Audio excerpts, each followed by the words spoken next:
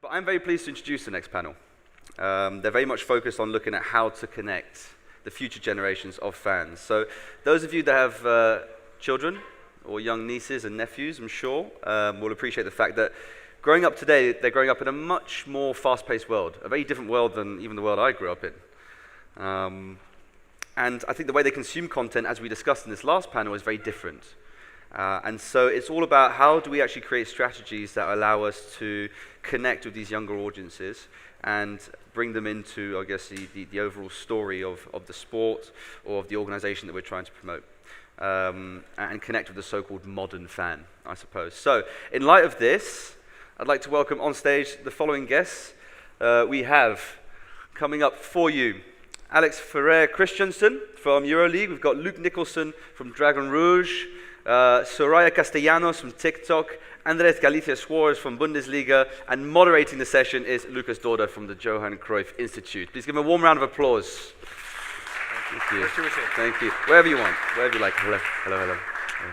So, you don't need to click it, do you? No, good luck. Microphones are scattered there for you. All right. So first and foremost, thank you very much for the presentation. Obviously, it's great to be here again. I'm very happy to be with all of you guys because I was very much looking forward to be on the stage with all of you. And it's a great pleasure because I think we could have a very good panel. Very much looking forward to speak about very interesting topics. And basically, when I was checking the name of the panel, Lovemarks, it basically came with the phrase that once Kevin Roberts, former CEO of Saatchi & Saatchi, said that brands are basically running out of juice. So, Luke, let me start with you. You are going to be the first one. Hello. Hopefully you're not nervous. Oh, good. Obviously, speaking about the fact that if the brands are running out of juice, the importance of maybe creating some kind of emotional bond between a brand and a fan base or consumer in general, from your perspective as an agency, what could be the experience that the brands could be actually going through, how agencies, as one of the main and important stakeholders within the industry, could help the brands in general? If you could give us some take on this, that would be great. Sure, thank you for having me. Nice to speak to you. I think we've talked a lot about relevance and experience already. I think as an agency, what we're finding the importance of having is purpose and making sure that if you're a team, sports brand generally, Gen Z are, I saw a stat the other day, 3 times more likely to have read a company values and be aware of a company vision, which is crazy. When I was growing up, I wasn't reading the values of an organization, and yet Gen Z and future generations are. They're aware of what a brand and a sports team stand for. And I think that's because they're more aware of the reality of life. They're more aware of global warming, of wars, of what's going on in the world. So you can't really fake it. If you're a brand, if you're a sports club, you have to be real. We hear a lot about the importance of authenticity. Well, it's because there's nothing more off-putting to the next generation or to the current generation of young sports consumers than something that's not real, that's not fake. So I think, yes, you have to have a good team, or you hope to. Yes, you have to have a good social strategy, which is critical. But if what you're projecting, how you're behaving on a day-to-day basis, isn't founded on something that is authentic, then you're not going to win in the long term. You might win on Saturday, you might win on the following Wednesday, but your audience and your future audience isn't going to be as attracted to you as a brand than if you stand for something and then promote what it is you stand for and what makes you authentic, what makes you different to others. And that's not necessarily about sustainability. That can be standing for being a lifestyle brand. That can be about, Venice being a fashion brand, and hopefully that in this room that's allowed, we can say that, but that's true. So standing for something different and then being confident about it, having a purpose that makes you unique is critical. Lovely. You mentioned many important points that we would definitely go through in the upcoming minutes because you were speaking about authenticity, you were speaking about being unique. It's great actually to be on this panel with not only an agency, but we have obviously 2 different leagues, two different sports, and basically a platform that is creating content. Therefore, I would like to go with EuroLeague right now. Therefore, it will be your turn, Alex. And obviously, we were speaking about the overall experience, obviously, to connect with the younger generation. When we were discussing before, you were saying that in terms of the experience, it's about the quality of experience. What, from your point of view, you are trying to offer in terms of quality of experience to the younger generation in order to connect with them? Well, thank you for having me today, and hi everyone. Yeah, it's a complex answer to that question. I can imagine. Probably the answer is I don't know. And maybe yesterday I thought I knew, but today I have to say I don't know, and because it's changing so fast, and you need to keep asking yourself whether you're doing things right, and that is the key when it comes to experience.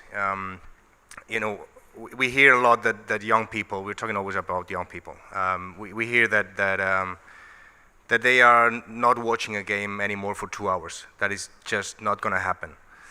I don't agree. You know, maybe you know, I always like to ask myself the question whether the experience we are delivering to those people is the right one for them to stay 2 hours watching a game. Maybe they would watch a game. You know, we have seen experiences, for example, in the States, the NFL has done some alternative broadcasts. You know, we have seen some other interesting experiments here in Spain, actually, or in other countries with influencers or creators, you know, streaming games differently, and they do get massive audiences of young people. So maybe it's because you know, we need to tailor that 2 hour experience, in our case, basketball, to the taste, right? And the same thing is translated to other types of content. You know, we're talking about authenticity. I think that is key. And I've heard before that we were talking about long form, and everybody talks about Drive to Success. You know, the Formula One documentary, or one I do like a lot is Sunderland Till I Die. You know, there's documentaries that have existed forever. So doing a documentary is not a new thing. It happened in the 90s, in the 80s, before that. But today, they have to be done differently if they want to be successful. You know, before, I think, and especially in sports, it was about telling the bright side of the story. You know, the glitter, the glamour, the happiness, you know, how good being an athlete is. Now it's about the real, excuse my French, the real shit. You know, what is really happening there? You know, and either you tell that story, or you know, better don't do it, because and that requires also a lot of education here, especially in Europe. You know, the culture within sports and within sports organizations has been always to protect the athletes, to protect the brand. I think it's a wrong understanding of protection, but you know, we need to change towards a more, you know, what's entertaining for people, and do that, because that's our business in the end. You said it before, very complex question, but you provide a very complex answer, so... Sorry, it was too long. That's very good. Let's move on a little bit to Bundesliga, Andres. Obviously, one of the main approaches of Bundesliga is to be the most fan-centric league in the world.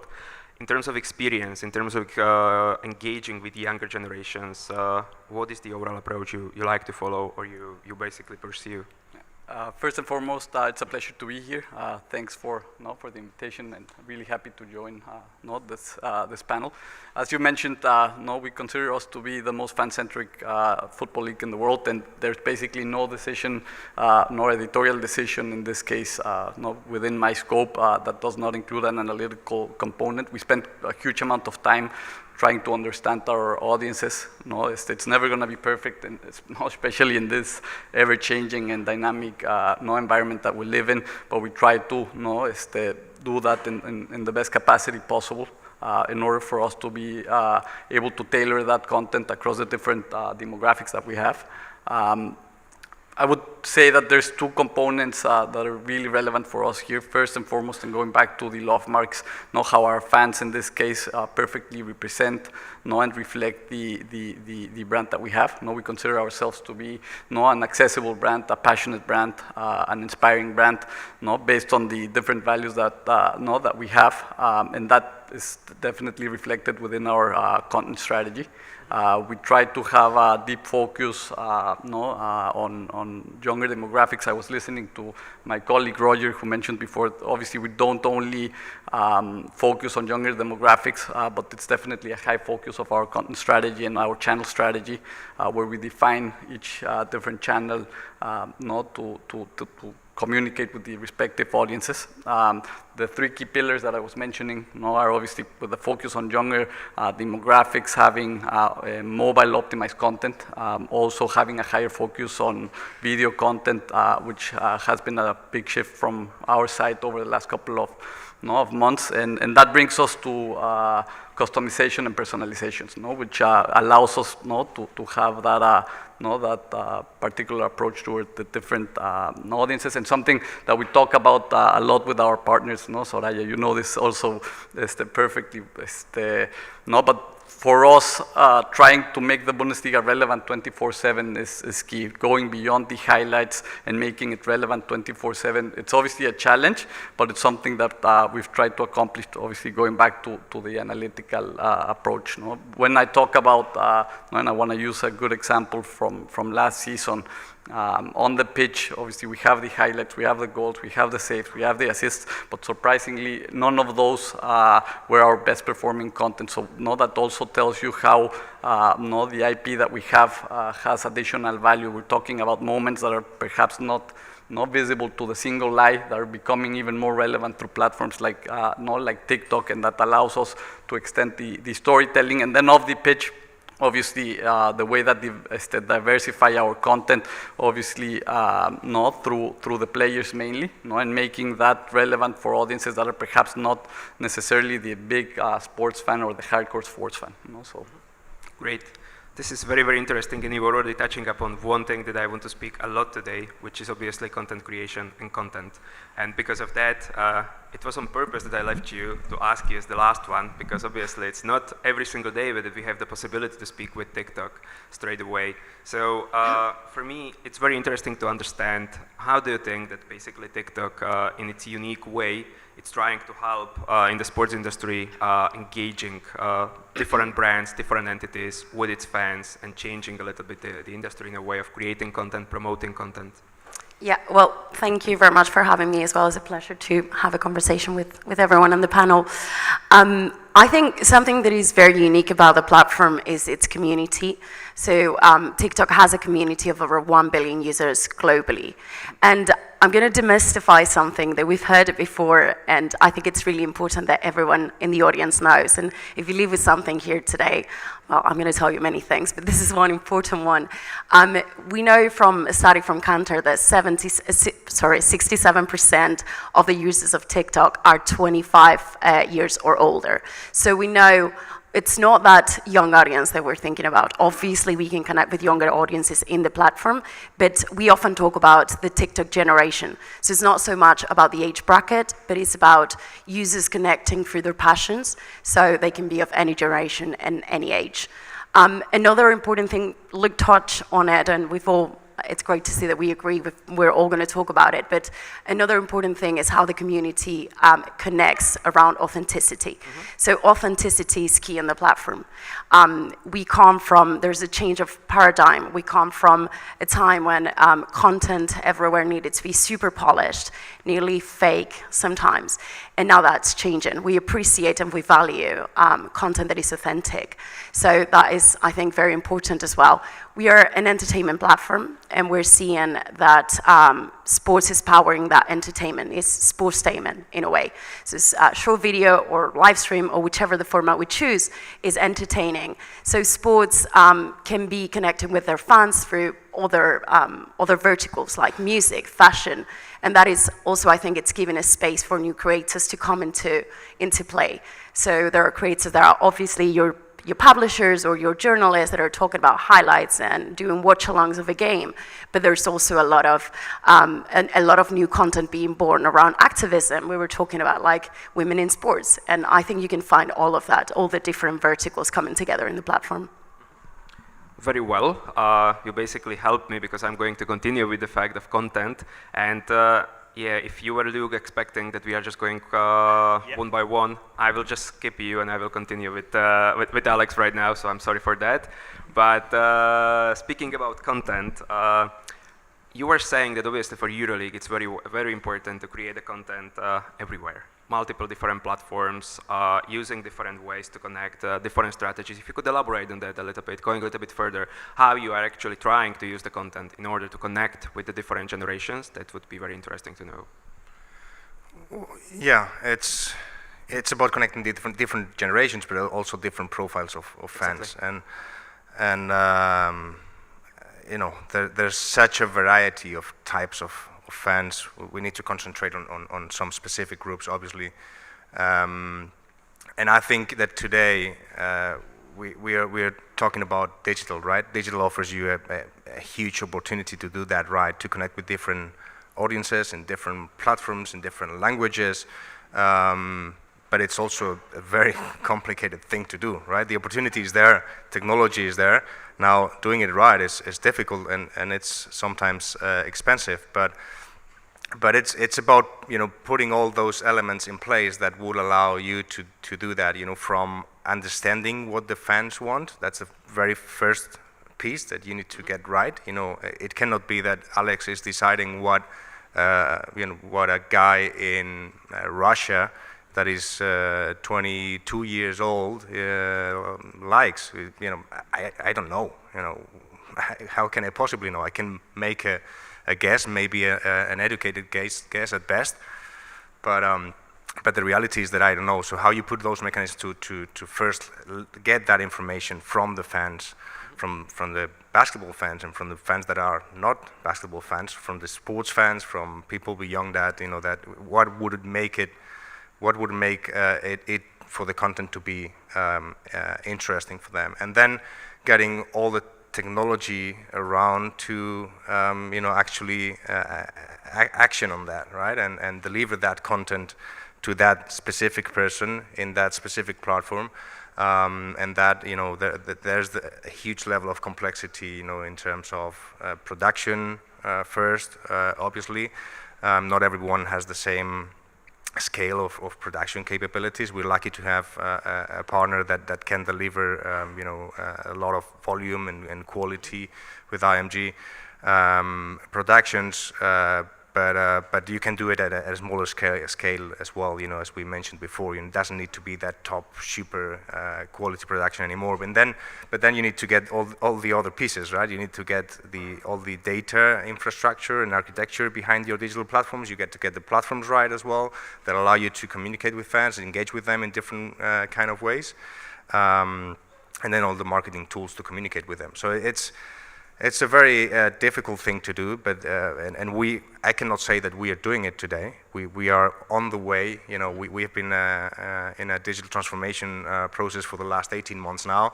I think we got the basics right, because the basics were not right before. We got the basics right now, and now we can really play with all that cool technology we have built and all that architecture we have built to you know, get the content also to hyper-personalize that experience to the different fans in the different territories, and, you know, so that's something we are working on.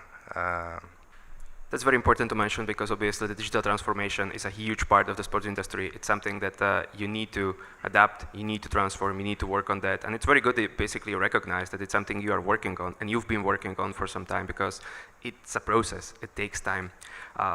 In terms of Bundesliga and content creation, you were obviously saying, and you were mentioning when we were having a preliminary talk about the game around the game. If you can maybe go a little bit further about it, that would be very, very interesting. Yeah, so I was mentioning a little bit about it before, no, the extended or expanded storytelling approach that we have. That's not basically also based on the on the data that we have. I think Soraya mentioned something related to that as well. We try to make the Bundesliga relevant 24/7 through this extended storytelling, finding those particular moments, as I said, no, that you wouldn't expect to be attractive for this younger audience. audiences. I remember a couple of examples that were quite surprising for us. One of the most relevant content that we had last year on TikTok, for example, was something around the corner kick, which is probably less relevant. The ball wasn't even on play, and then additionally, content that we have seen resonates a lot with our audiences as well. It's topics related to music, to fashion, how we build up all, those star profiles, and how that at the end of the day allows us to make our fans feel related to the Bundesliga. So that's basically how we're envisioning our content strategy through this extended storytelling approach and how we make the Bundesliga relevant. I think into that component, and I do want to mention that it's probably less familiar here in Spain or across Europe, our Bundesliga Next app, which is a video-centric app that we have focused on younger demographics, 10 to 14-year-old. We have a strong focus there because it allows us to understand the way that these audiences consume content and how that allows us to prepare the content across the rest of our digital ecosystem and bring those learnings into the rest of our platform. So there's a lot of synergies once we get into the content creation, but it all starts for us with those younger generations. Very interesting, very interesting. I would go with Soraya now, because speaking about authenticity, speaking about content, how actually can TikTok help clubs, leagues, athletes to basically provide some sort of additional value in order to be maybe more authentic, to connect better, to engage better with the younger fans and with fans in general? Yeah, I think one of the most important things is the platform offers to clubs, to leagues, to all the players in the industry an opportunity to obviously connect in a very human way with their fans, but obviously and undoubtedly, I would say one of the biggest values is that because of the way the platform works and because of the way you discover content, it's a huge discovery tool. So for anyone, if you're users of the platform, I know you are, but for everyone here who's not so familiar, you can arrive on the platform, share your content, and even if you don't have a big community yet, that you will obviously get to build in the future, your content is going to have the same reach as someone with a big community. So that is a huge tool, like I was saying, for discovery. And that allows you to bring in new audiences that, as we've already discussed, we know it's a very important topic, regardless of the ages, just bringing in new audiences. So that's very important. I think when it comes to sports specifically, the conversation is happening, like on the app.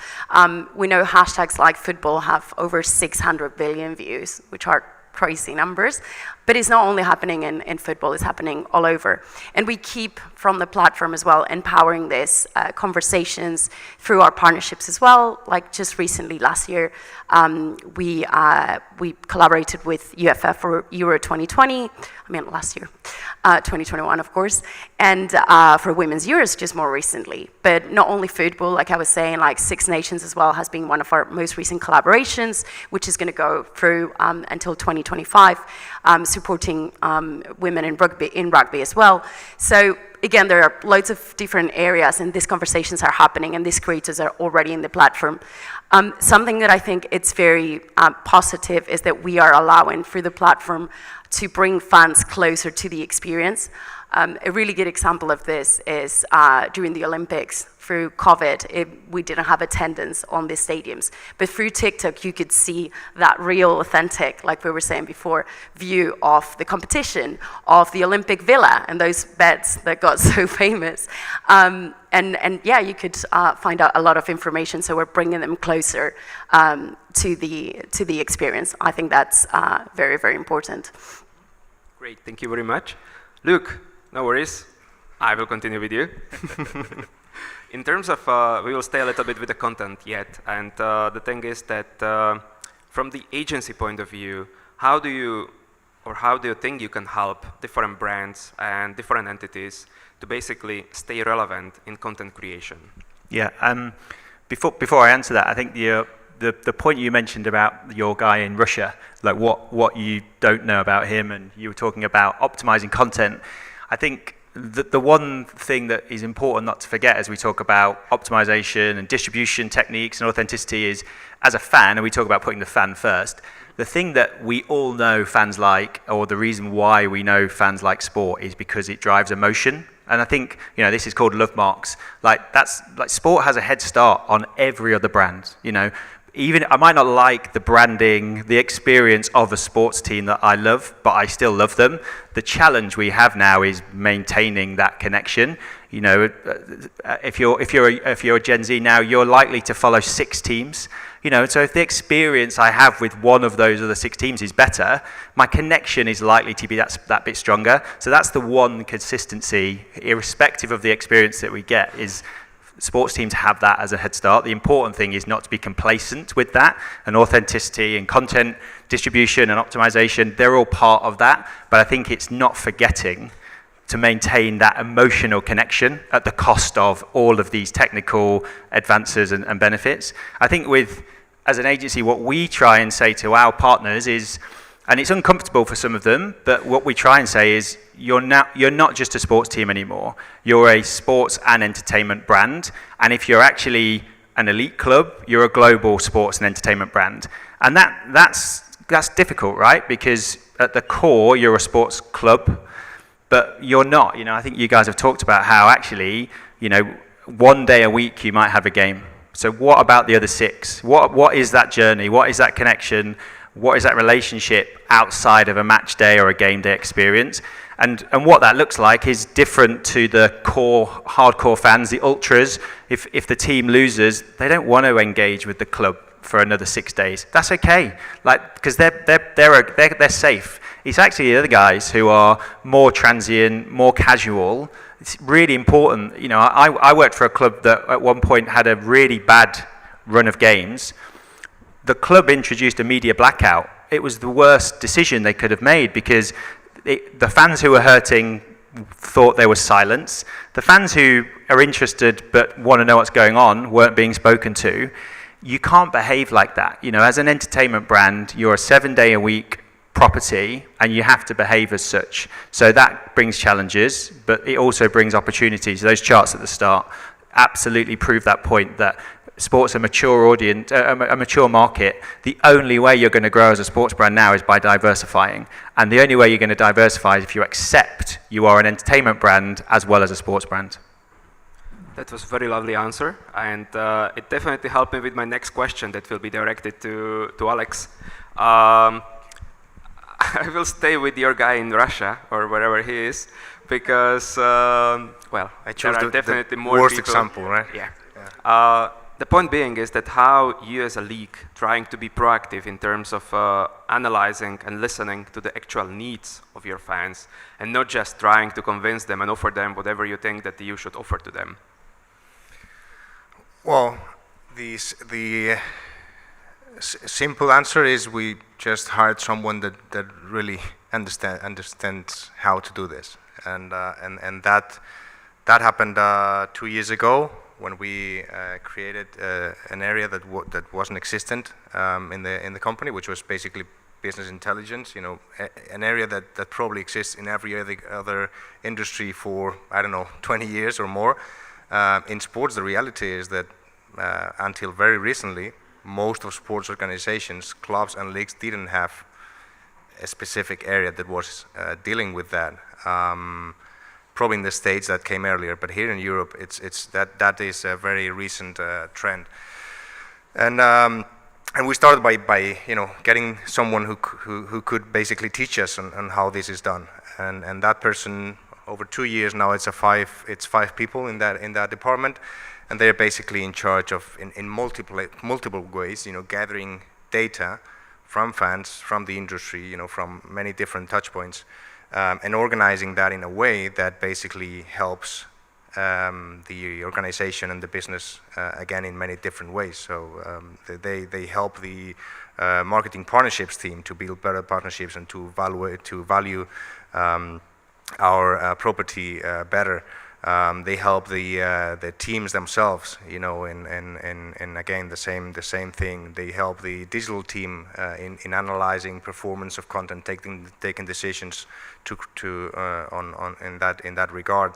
They help the CEO. So, and these people are there to basically do that, get data, organize in a way that adds value to those that are taking decisions.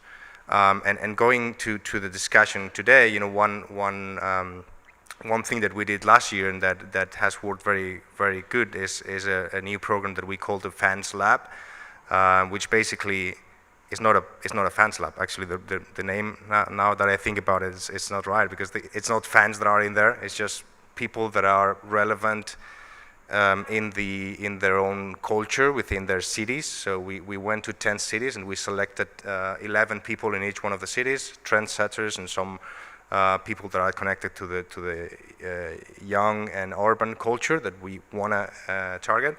And we got them in a program for 6 months to basically, you know, they were, in one hand, they were experiencing the EuroLeague in many ways. So they went to games, they watched games on TV, OTT platform, they played fantasy, they did everything they had to do to tell us what we were doing right, what we were doing wrong, what we could do better, what they would expect, and also some other more specific programs we wanted them to ask about, you know, about potential projects we were about to launch and things like that.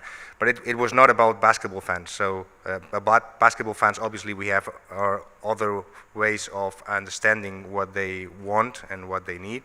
But we have put a lot of effort in understanding, you know, what do we have to do to connect with this specific profile of fan that we want, that we need actually to expand our reach, especially in Central and Western Europe.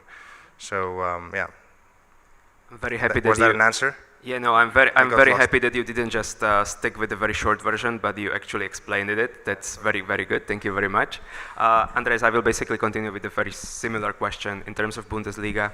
How you are trying to actively listen to the needs of your fans and actually fulfill what they actually expecting from you? I think it's a very similar answer. We have a BI team internally. We're constantly doing fan service ourselves. We also have a huge CRM team who's constantly engaging with the different fans. We also work together with academic or universities in academic papers. We also do external research. But I think the key ingredient there, and well, obviously we do a lot of exchange with our partners from different platforms. There, for obvious reasons, the amount of data is a little bit more limited to the ones that we have, not doing the servers ourselves. But I think the key aspect or the key component there is how you actually put the data together, how you actually make it available across the whole organization, and how you then have the proper processes to implement them into the decision-making process. Because you can have the data, and as we've already talked about, I think it's becoming a standard practice in the industry. But the key challenge there is to actually make it implementable and not necessarily reactive. So you have to have a proper strategy. You have to have, in our case, a proper content and channel strategy, which is once again focused on those same data components, but then again use the data on a daily basis to kind of steer you into the right direction. And most importantly, and I think something that we learn, and you'll probably agree there, is that it's never going to be perfect. You have to be open to fail. So a test and learn component for us is key. We constantly have within our content mix certain content that we know is going to work for a particular audience or for a particular platform or channel. And then in our case, we have, let's say, a 10-15% of things that we're continuously testing and learning, and then 5% of things that are completely new to us and that perhaps will not work, and then they will be out of the content funnel. So I think that would be long story short. Yeah. Well, actually, it wasn't very short, but thank you very much for that. Yeah, I will continue with Soraya, because obviously we were looking from the listening proactively to the needs and different desires of the fans from the perspective of different leagues. So from the perspective of TikTok, how TikTok as a platform could actually help the different entities understand the desires and the needs of the fans a little bit better. So I think I mentioned it earlier that like the benefits that it offers as a platform, and I think, we work with our partners. I mentioned a couple of partnerships as well that we've done where we've collaborated with the leagues, with the clubs. You have a relationship with the TikTok team. like we were talking about La Liga before in the previous panel, they have an amazing strategy when it comes to their content. They have innovative formats, so we work with them to empower them to develop these formats. For example, La Liga has a show called Play La Liga, which is the first, if I'm not mistaken, European league to do something of the kind, where they bring in different verticals, like we mentioned earlier, like music, fashion, highlights from the games, like pretty much everything. So we are humbled that they choose us as a platform, and we are just like a wide canvas that they can choose to share their content and their experiences with their fans, and then it's basically the place where trends start, but then they travel around the world to other platforms and to other mediums. So yeah, we try to help them. They are the ones who work their magic, but we try to help them and get their content as far as possible. Okay, thank you very much. Luke, I will continue with you, and I will basically stick with more or less in this area to continue with the fact like how entities and sports entities should be proactively seeking the desires and the needs of their different segments. From the perspective of an agency, how you think you could actually help them to stick to the purpose, to helping find the desires and the needs of the fans and of the consumers by the end of the day? Yeah, I mean that's a tricky question. I think you're talking about multi-persona strategy there, which I didn't want to put you in a bad spot, but definitely looking forward to your reply. I think the simple answer is it's about brand storytelling. So once you've set your purpose, you know what you stand for, and then it's about following through with that. But I think it's about in the same way these guys are talking about the digital experience being bespoke to the target. I think that strategy needs to be applied at every touch point. Certainly as a sports team, you're a multi-dimensional brand. You're an e-commerce platform, you're an events organizer, you're a retail fashion brand, you're customer service, you're all of these things. So unless you know that purpose, and then unless you're following through with that purpose, but fundamentally telling your brand story as consistently as possible, you're not going to have the success you need, both in retaining or growing audience. So I think the short answer is setting that purpose and then transforming it into brand storytelling at every possible moment. I think if you're a sports brand, sports club, nobody loves anything more than they love their team, and that means that the expectations are that bit higher, which is unfair. But if you're an e-commerce platform, you're held up against ASOS or Amazon, which is ridiculous, but it's true. If you're an OTT platform, you're held up against Netflix. Again, crazy, but you see what Spurs are doing, or Benfica with their Play OTT platforms. They're superb. They're at the front of what a UX needs to be for on-demand video. That's because they know that they're competing with those platforms, and so that's them telling their story as a brand and also providing unique quality user experience at the same time. Lovely, thank you very much for the reply. I would like to continue with one another aspect, which is, in my opinion, very important in terms of engaging with the different communities, with the different segments of fans. I will continue with Alex right now. And it's the important aspect of basically adapting the whole sport to the culture that is related with it. In terms of basketball, obviously, it's very common in NBA what they've been trying to do to adapt to the certain part of the culture related basketball as a culture thing. Is there anything that you could find some kind of similarities that maybe you are trying to do in EuroLeague? Well, yeah, we would love to be in the position of the NBA, but actually we embrace that culture that the NBA has created, and I think that creates an opportunity for us to kind of tap into that as well.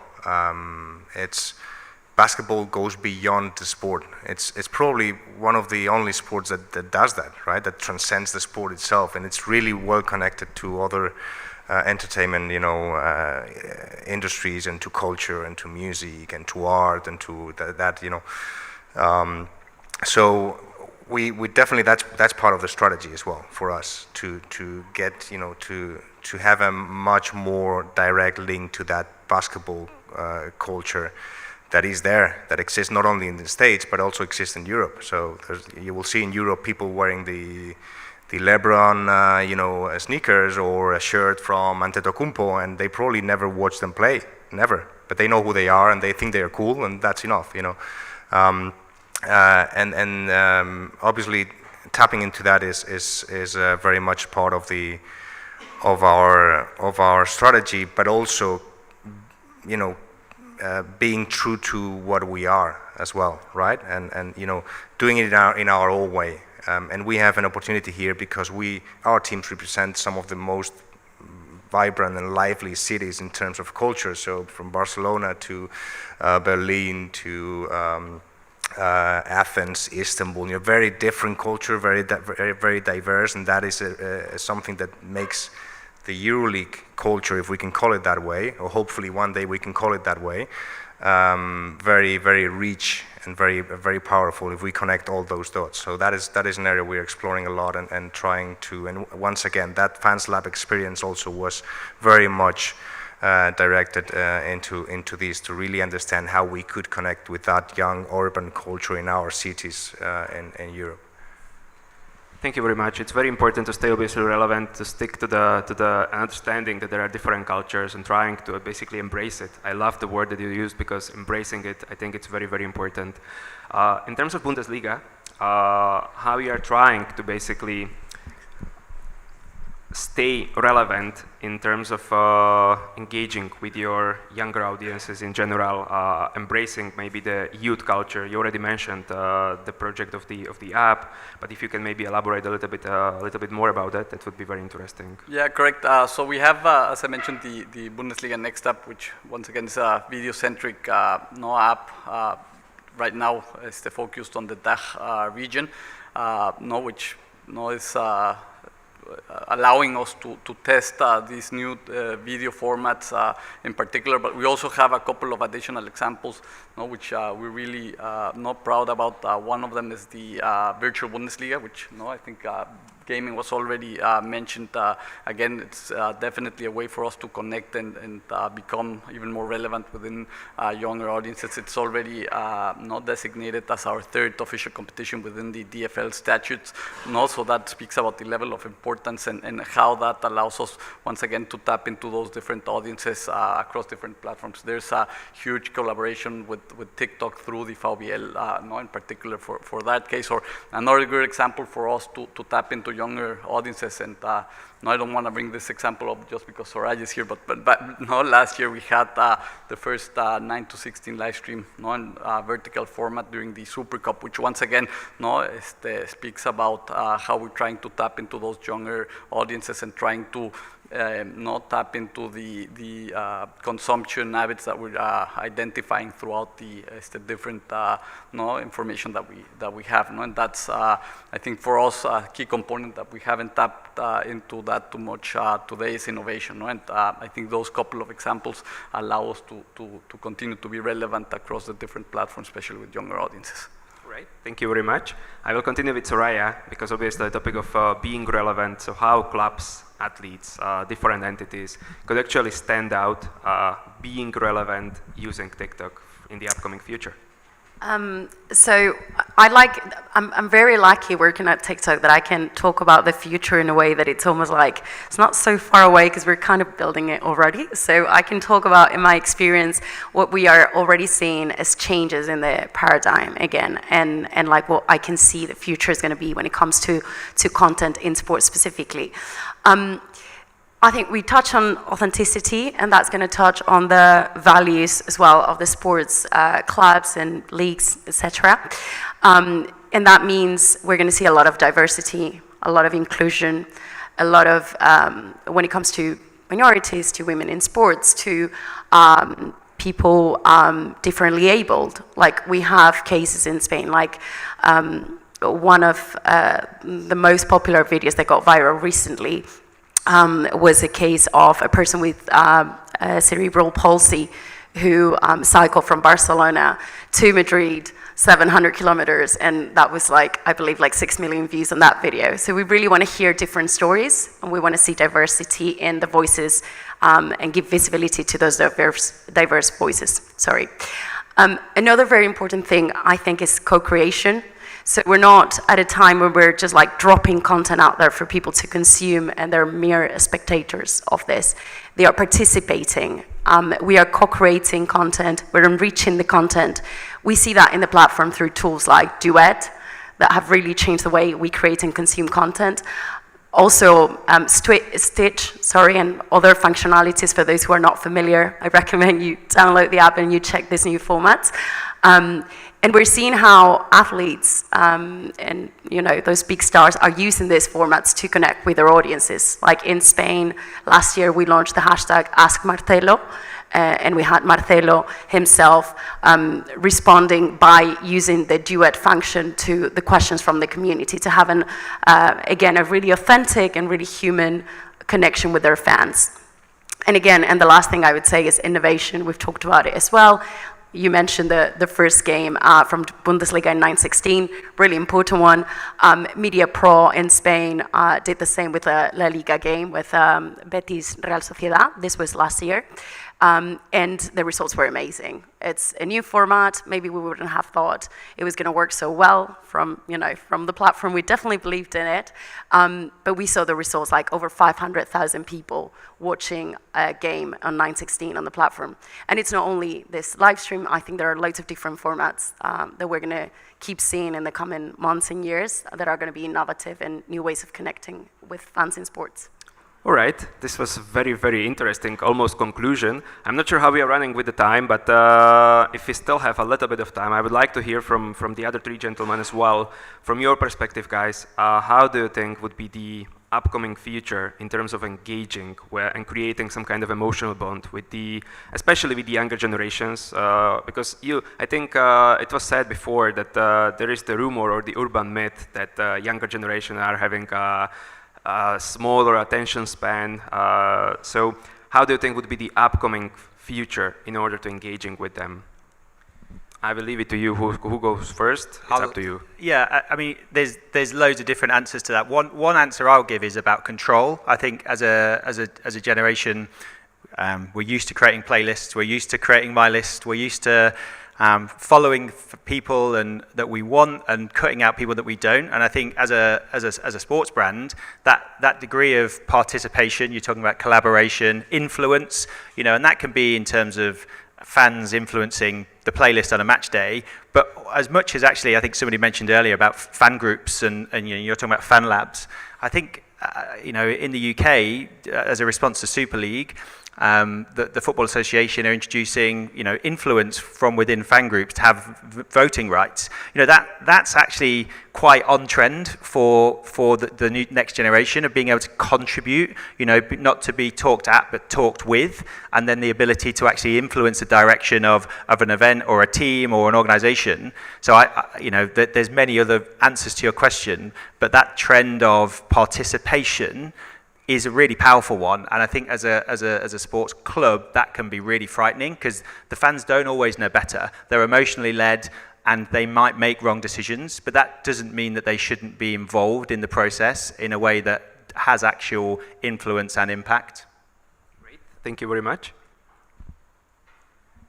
Yeah, I was trying to think for a very clever answer to that question. I don't have one, so I think within the next years, and I think we're seeing that today, that there is a change in culture in terms of how businesses operate within sports, and we are seeing that today. I think we are far from where it should be, but there will be, or we are seeing a very rapid change in that culture and how they approach the business, and how they move from a sports property to an entertainment property. We've heard. I've been in many conferences and heard about this for a long time, but now I think it didn't happen. Now I think it's happening, and I hope it happens fast. Probably all the pandemic helped to was kind of a wake-up call for many to say, wow, and now what? Now we don't have the games. Now what? Winning or losing? That is not happening anymore. So that was kind of a wake-up call probably for many. And that accelerated that change in the mindset, and I think we are, and hopefully lots of sports organizations will go through that process, because otherwise the future will be dark. So it's a do or die thing. You definitely formulated a very, very wise answer. Congrats for that. I think my answer would be very similar, focused on empowerment of the fan. Once again, going back to probably the first thing that I mentioned, putting the fan in the center of the decision making. I think especially now, and probably some of you have heard about the fluid fan. The fan is becoming more open to change. They're continuously evolving, and they're also empowered to choose. So I think that's a key decisive factor for the foreseeable future, and I think that's also from a Bundesliga perspective something that reflects completely on our on our football culture per se, and I think a good example for that, and especially the conversation has already started, but I think it's also going to be an important, and should be an important topic, is sustainability. That I think perfectly reflects the way that you actually empower not only the fans, but you make them relevant, especially with this type of younger audiences.